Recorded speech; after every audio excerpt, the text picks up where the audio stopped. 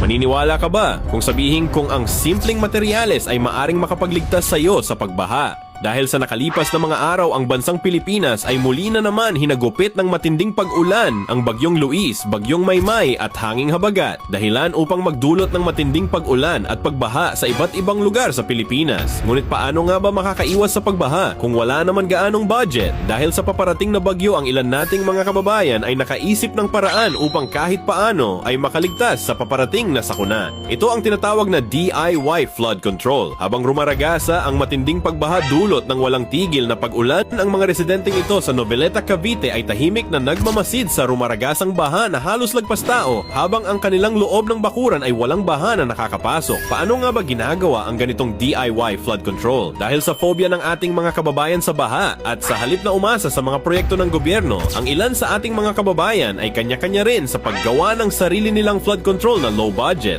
May ilan nating kababayan na gumamit ng plastic bottle, sandbag at bakod na gawa sa kahoy. At ang ilan naman ay naglagay pa ng maliit na water pump sa loob ng bahay. May ilan pa na nga na talagang ginastusan ito gamit ang metal sheet. Patong-patong itong inilalagay kung hanggang saan aabutin ng baha. Ngunit paano naman ang ilan nating mga kababayan? Bakit kailangan pa mapilitan ang mga tao na gumawa ng sarili nilang paraan para lamang sa kanilang kaligtasan? Kung ang bawat Pilipino naman ay obligadong magbayad ng buwis upang magkaroon ng pondo at ilaan sa mga ganitong mga sakuna. Ano nga ba ang pakiramdam ng nakahiga sa yaman? Habang ang ilan nating mga kababayan ay nilulunod sa kasalanan ng iilan. Kung napahanga ka ng DIY na ito, baka maaari kang mag-like at follow para updated ka sa iba pang mga kaganapan. Ikaw bilang isang Pilipino, gugustuhin mo din ba na gawin itong DIY flood control na ito? Sabihin mo sa comments.